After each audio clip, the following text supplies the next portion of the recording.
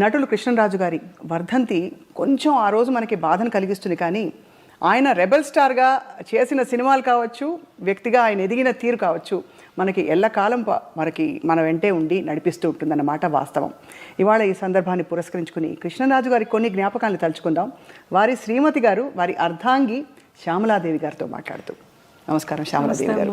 స్వప్న, ఇక్కడికి వచ్చి I think 5 ఏళ్ళు అయిందండి. నాకు 5 ఏళ్ళు దాటిపోయింది అనుకుంటాను. కోవిడ్కి ముందు ఇదే స్పాట్లో కృష్ణరాజు గారు ఇటుపక్క కూర్చున్నారు, నేను అటు కొంచెం కుర్చీలు అట్టున్నాయి. ఇంటర్వ్యూ చేశాను.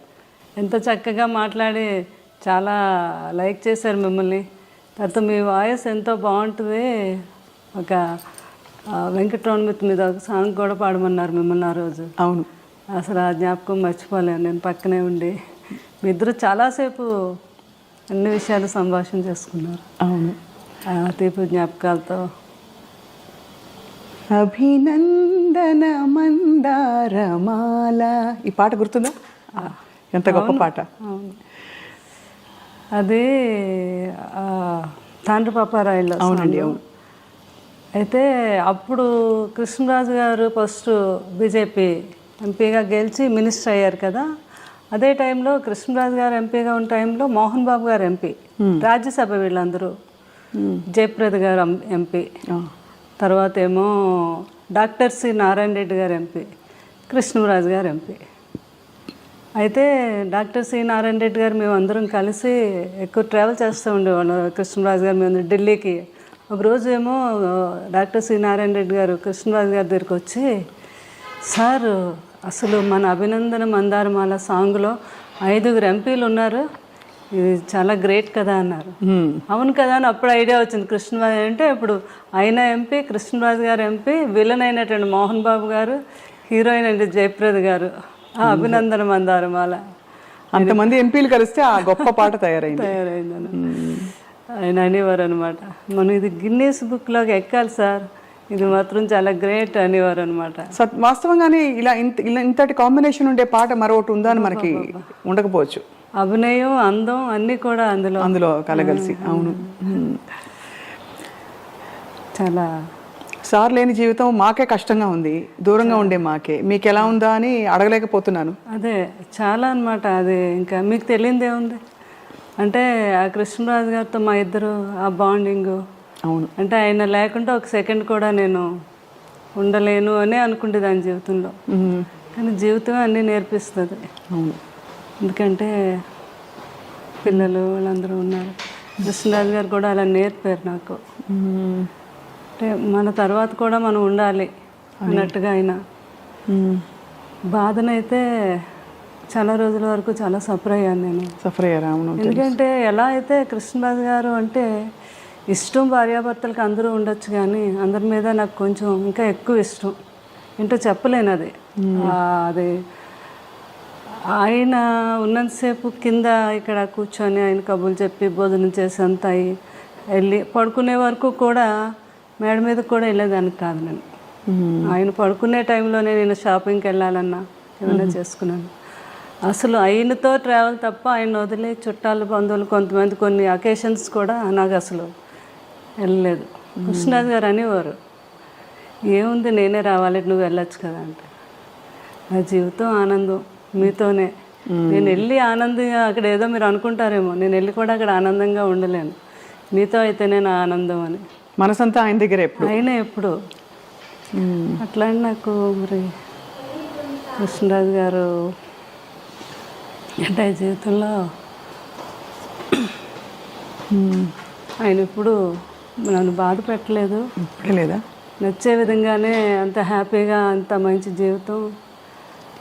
నాకు కృష్ణరాజు గారి మీద ఎప్పుడు కోపం రాలేదు. నాకు ఫస్ట్ టైం కోపం వచ్చింది ఏంటంటే ఆయన నన్ను ఎందుకు వదిలి వెళ్ళిపోయారు అని. అయ్యో, అంతే కదా మరి. అది మాత్రం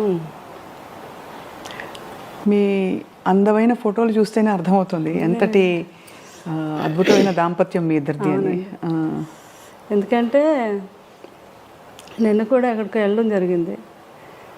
ఆమె కవితా గుట్ట అని సారీస్ ఆమె అంటున్నారనమాట, మేడం మేము పెళ్ళిళ్ళు కొన్ని ప్రోగ్రాములు పెళ్ళిళ్ళు అవి చూస్తున్నప్పుడు కృష్ణరాజు గారు శ్యామలాదేవి గారు వస్తారు అనడం కోసం ఛానల్ ఓపెన్ చేసి చూసేవాళ్ళం. మీ ఇద్దరిని చూస్తే మాకు ఎంత ఆనందం అనిపించేది అని. అంటే ఎక్కడికి వెళ్ళినా ఇద్దరు ఒక్కరే ఒంటరిగా ఎప్పుడు అయినా వెళ్ళలేదు, నేను వెళ్ళలేదు. అదే అదే అలా అలా ఆ జీవితం అలా గడిచిపోయింది అంతే. అవునండి, అవును. అంటే ఎలా ఎలా మీరు యాక్చువల్లీ ఎలా వచ్చారు కృష్ణరాజు గారు మీ లైఫ్లోకి, మీరు వారి లైఫ్లో? అంటే కృష్ణరాజు గారు సిస్టరు, మాకు మా సిస్టర్, కజిన్ సిస్టరు ఇద్దరు తోటికోడళ్ళు అనమాట. ఓహో. అట్లా కృష్ణరాజు గారు జీవితంలో అనుకోని సంఘటన సీతాదేవి గారు అలా అవటం. కృష్ణరాజు గారికి ఏంటంటే చిన్నపిల్లడి మనస్తత్వం. ఎవరికైనా మీరు వచ్చారంటే స్వప్న ఏం తింటావు, ఏంటి మంచినీళ్ళు తాగుతావా, భోజనం, అలా అందరి ఆకలి ఆయనకు తెలుసు కానీ ఆయన ఆకలి ఆయనకు తెలియదు.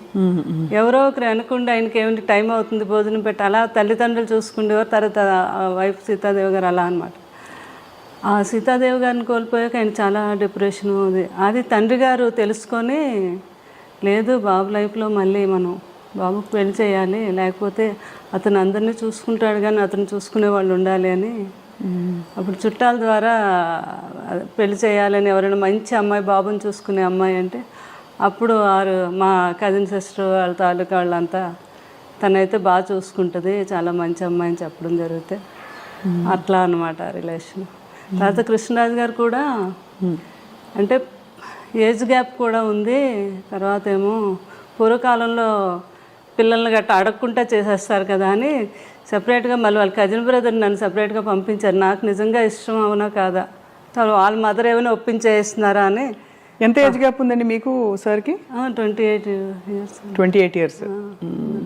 కానీ ఎవరికి ఎప్పుడు ఆ గ్యాప్ అనిపించలేదు, అసలు ఎప్పుడు అనిపించేది. ఇంకా కొన్ని కర్ణాటక అవన్నీ వెళ్తే వాళ్ళు మేడం మీది లవ్ మ్యారేజ్ అని అడిగేవారు అనమాట వాళ్ళు. అలాగే అంటే ఫోటోలు చూస్తే అలాగే అనిపిస్తుంది ఇప్పుడు చూసిన. అదే అట్లా పాపం అన్నీ తెలుసుకొని మా మామగారు కూడా చాలా హ్యాపీగా నా కోడలు బాగా చూసుకునే కోడలు వచ్చింది కొడుకుని అని. అది అనమాట. ఏం వండి పెట్టేవారు సార్కి ఎక్కువ ఇష్టమైన కూరలు? కృష్ణరాజు గారు ఇంకా నాన్ వెజ్ అంటే ఆయనకి మహా ఇష్టం కదండి. ఎక్కువ నాన్ వెజ్ ఇష్టపడేవారు అయితే? అంటే కృష్ణరాజు గారికి అన్నీ ఇష్టం. వెజిటేరియన్ ఎంజాయ్ చేసేవారు. ఏదైనా ఫుడ్ ఎంజాయ్ చేసి ఆయన తినటం, అందరికీ పెట్టడం అంటే చాలా ఇష్టం ఆయనకి. ఫుడ్ అన్నీ నాన్ వెజ్లో ఎన్ని రకాలు ఉన్నాయి అన్నీ. ఇంకా తర్వాత కొన్ని స్లోగా తగ్గించడం. బాగా తినేవారు కదా, తర్వాత డైట్ అని కొంచెం కొన్ని నాన్ వెజ్ ఎక్కువ తినేవారు, కొంచెం క్వాంటిటీ తగ్గించి తినేవారు. ఎవరైనా ఫ్రెండ్స్ అడిగారు, కృష్ణరాజు గారు మీరు ఎంత బాగా తినేవారు ఏంటి ఇప్పుడు తగ్గించు అంటే, 7 జన్మలు సరిపడగా తినేసాం, ఇప్పుడు తగ్గిస్తే ఏం కాదులే అనేవారు అనమాట. అట్లా ఫుడ్ లాస్ట్ వరకు కూడా ఆయన జీవితంలో ఎప్పుడు డైట్ అంటే తెలియదండి. కృష్ణరాజు గారికి ఇష్టం లేదు ఎవరైనా చేసినా కూడా. ఆఖరికి అబ్బాయి ప్రభాస్ని కూడా, బాబు నువ్వు అసలు డైట్ చేయొద్దు, బాగా తిను, కాకపోతే క్యాలరీస్ బర్న్ చేసుకో అని చెప్పేవారు అనమాట. ఆ టైంలో లాస్ట్ వరకు ఆయన ఆ స్ట్రెంత్ అలా